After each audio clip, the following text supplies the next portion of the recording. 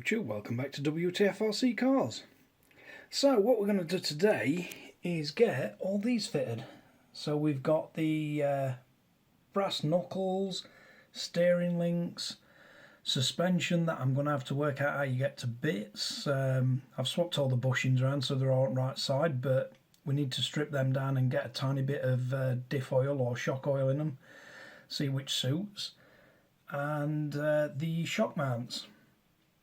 So they're all going in this thing, and we'll see if it makes any difference to it. So see if I can. So if I just pop that down as it is, it drops pretty low and bobbles about quite a lot. And I'm also getting the body hit the tyres quite a lot when I'm trying to crawl with it. It really doesn't take much to get these to clip. It kind of just flails about everywhere. So let's see if these make any improvement to it. So first off, we're going to get the I'm going to take the body off it completely just to make it easier to work on. So yeah, we'll get the body off and then see whereabouts we can start. Right, so we've got the body clips out, and I'm using one of these rather than an Allen key. Brilliant little toolkit, costs next to nothing, and they don't need to be that strong for working on things like this. So I think I'm going to remove these two because they're the easiest to get to. The only other way to do it is to take the top two out from there, and then I'd have to take two out from either side of that. So I'm just going to take these two screws out just so I can get the body off, so it's a lot easier to work on. Right, so with both those screws out, that should come away. Yeah, there we go. So that's the body popped off. So again, it would just one screw from either side and we've got all the body off. Let's get the battery out because we don't want that going in as way. I need to sort that Velcro strap out later as well. So let's have a look how these shockers are on. So we've got them two mounts which we're going to be replacing. So I think looking at it,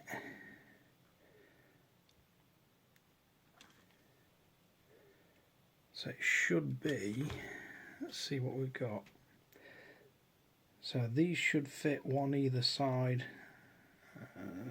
Trying to see which way around they go looking through camera. So it looks like they're going to be on like that.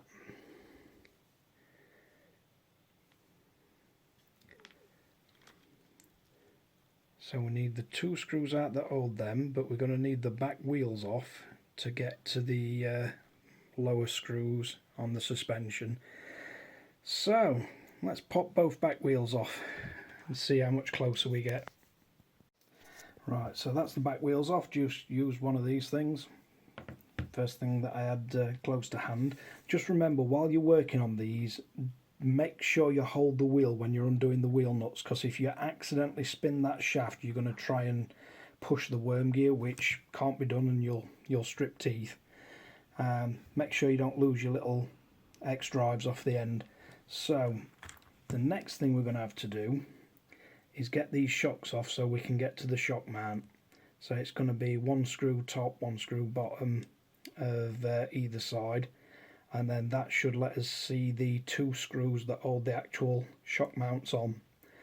So let's crack on and get the 4 screws out, and that will remove the rear shock. Right, one thing that's just occurred to me is I've removed the bottom screws of the shockers.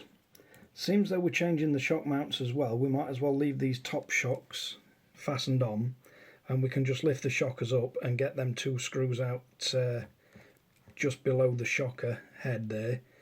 So we only need to remove the 1 screw front bottom and them 2 screws there, and that should let the whole shock assembly lift off in one piece. And I don't think we're using the standard screws because we've got new screws supplied with all the Hot Racing parts. So I'm just going to lift these shockers up and take out the 4 screws to either side that hold the top of the shock mounts in. Right, so that is the rear left hand shock assembly off. So I'm lining the new Hot Racing one up with it. So what you're going to need is you're going to need one of these little spacers. That's to go on the top in between the shock mount and the shock to give the shock body clearance. And then we're going to need a couple of these screws, 1 foot top, 1 foot bottom.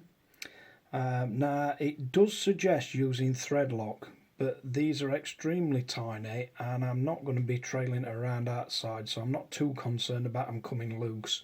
And I do keep an eye on me on the screws in my RC cars, so I'm going to try them without thread lock and then put some on only if they do keep rattling loose. But the next thing we need to do is strip this shock down so we can put a tiny bit of diff oil or shock oil in the top of it, and that should just slow down the rebound and compression. Now how you do this, if you wind this top ring down to the bottom, you can get it, so don't go too harsh with it, but it will sort of lock, and then that'll give you enough sort of gap at the top to grab it, and then this top will spin off, so you can then undo it. You could try holding it with the bottom, but then I don't know if these are just screwed in. So the easiest way I've found is to wind that down just so you can grab hold of it, rather than trying to grab hold of it and pull through spring or pull spring down. Because basically you just need to hold on to them threads and then the top of the mount will screw off. So I'll get that screwed off and we'll have a look inside. Right, so that's the cap that you just keep winding this round, and the top cap just threads off. And that's the shocker inside. Now I'm not going to try and squash it because we've already got this spring compressed and I don't want to squish the spring too much. But yeah, we just need a few drops of something quite thick, high viscosity in there. Will be enough to not leak out the bottom of the shocker all over, but it'll just damp the compression and rebound, so it shouldn't flop about like the standard one. So let me have a look around, see what weight oils we've got, and I'll find something to drop in there and give it a try. Right, so I've just put a few drops of 10,000 CST diff oil in it, and it does feel nice and smooth. Now, because these don't come with any kind of instructions, what I'm guessing is these ones are for mounting the shocks. They're your spacers that go in between there,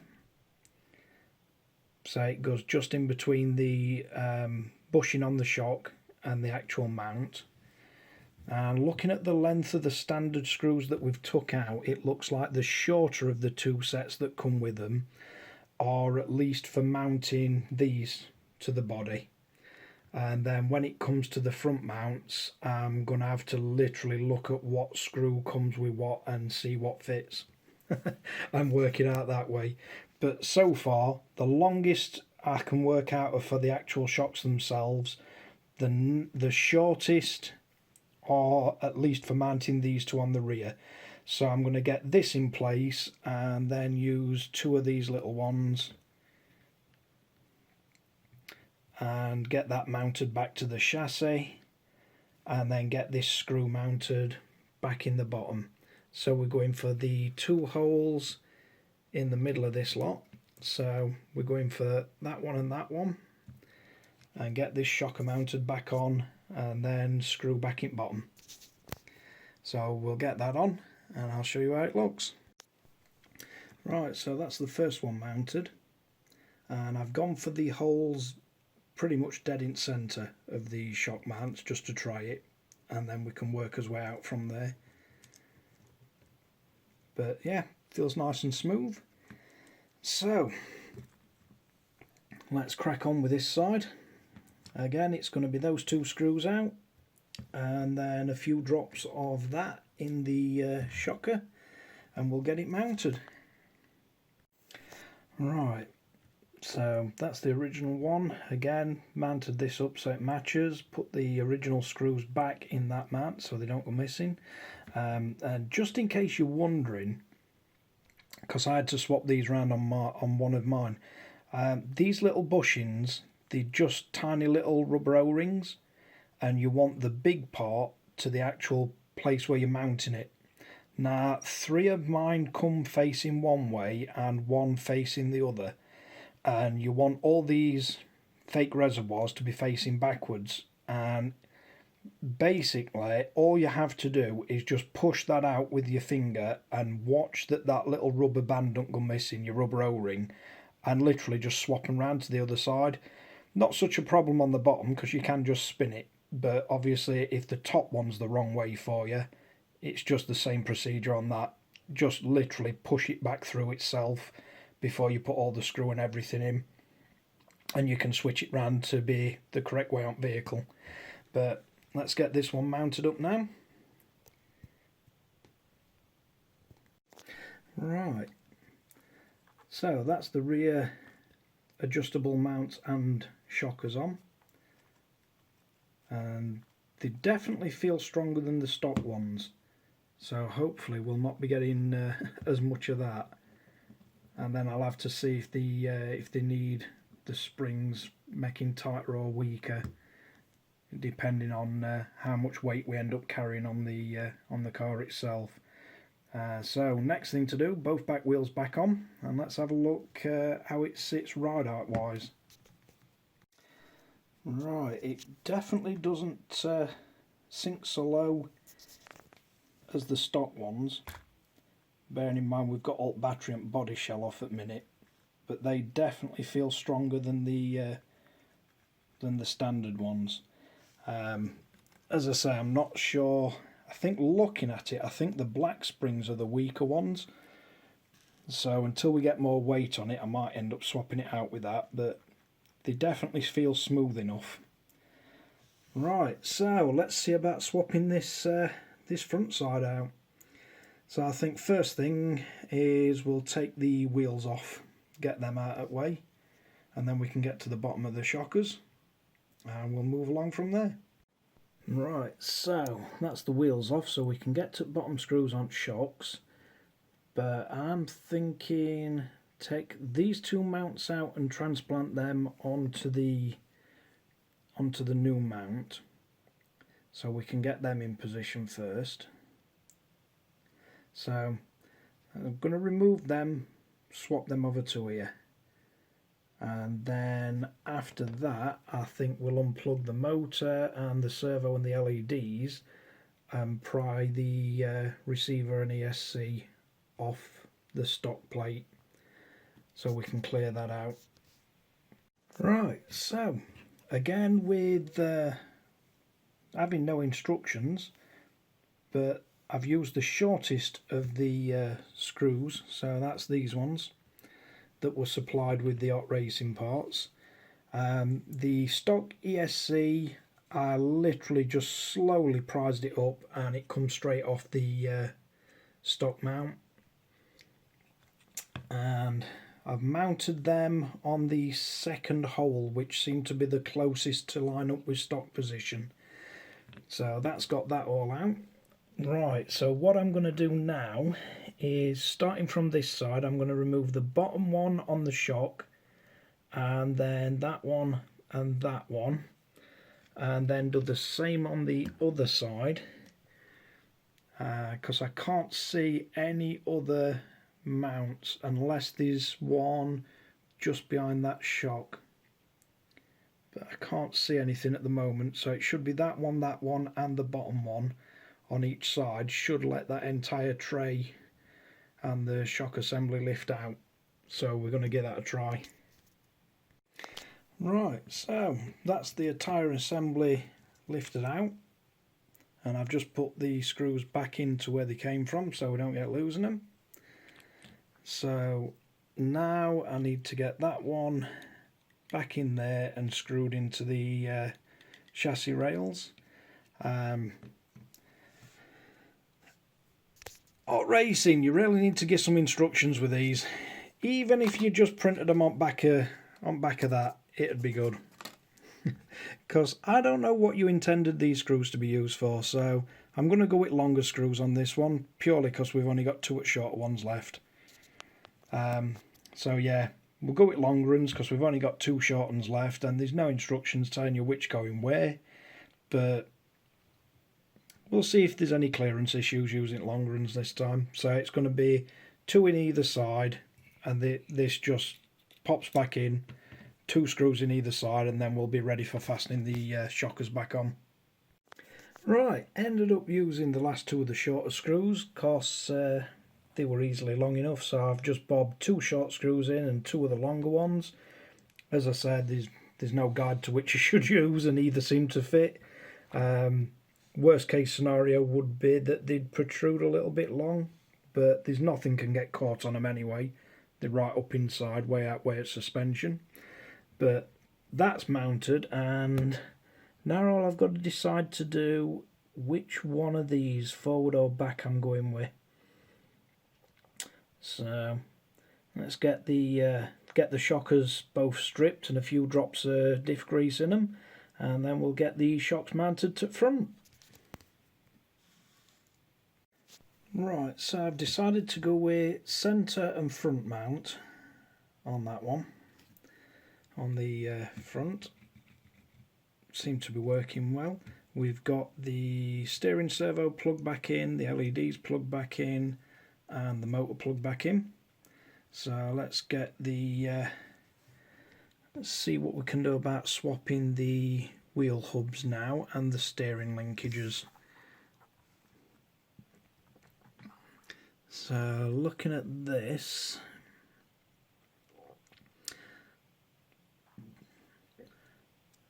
there's a hell of a lot of flop in them. So first things first, I think we need to get this front bumper off and then get that servo worn off, because I don't know if, unless it'll push up, no, it'll push up enough.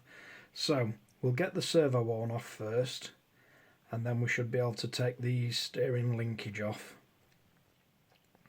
So that's what we'll crack on with now.